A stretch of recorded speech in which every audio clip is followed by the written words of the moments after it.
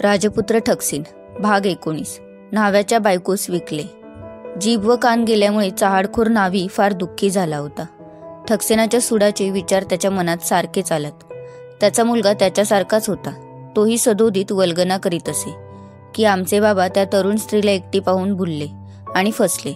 माझ्या बाबतीत असे होणार नाही, तो ठकसिन माझ्या वाटेला जाणार नाही।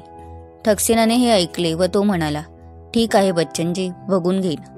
आणि मग एक दिवस सकाळी एका श्रीमंत माणसासारखा पोशाख करून ठकसिन केस कापण्यासाठी या न्हाव्याच्या दुकानात आला। केस कापता कापता न्हाव्याने बऱ्याच गोष्टी सांगितल्या। त्यानेही न्हाव्याला खूप खुलवले। केस कापून झाले आणि तो श्रीमंत माणूस खिशात पैसे शोधू लागला।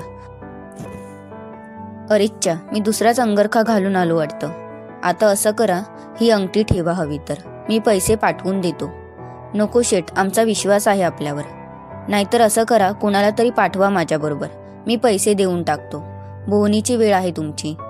तेही खरंच शेठ, मी आईला पाठवतो आपल्याबरोबर।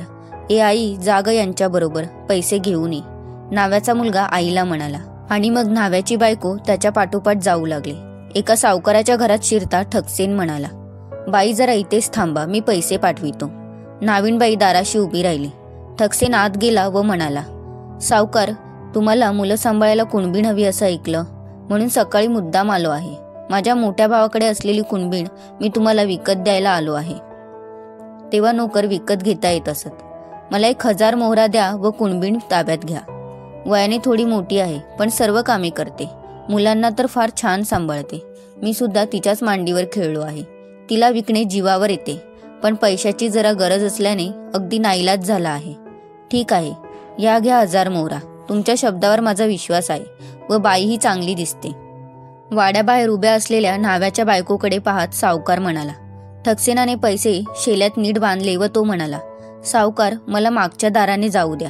तिच्या समोरून मी गेलो तर तिला फार वाईट वाटेल। सावकाराला कुणबिणीची जरूर होती, शिवाय तिच्या अंगावर काही दागिने दिसत होते। तेव्हा हा सौदा महागात नव्हता। बरं, पाठीमागच्या दाराने जाण्याचे कारणही पटण्यासारखेच होते। तेव्हा ठकसिन मागच्या दाराने घरी निघून गेला।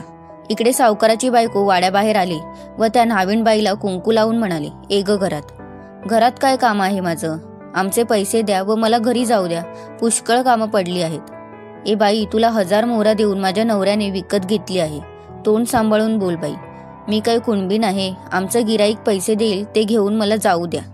दोघींचा वाद वाढत चालला तसा तो सावकार बाहेर आला। आई अजून का परत येत नाही असे वाटून न्हाव्याचा मुलगा त्याच वेळी तिथे आला होता। आता सावकाराचे व त्याचे भांडणच जुंपले। सावकार त्या बाईला जाऊ देईना।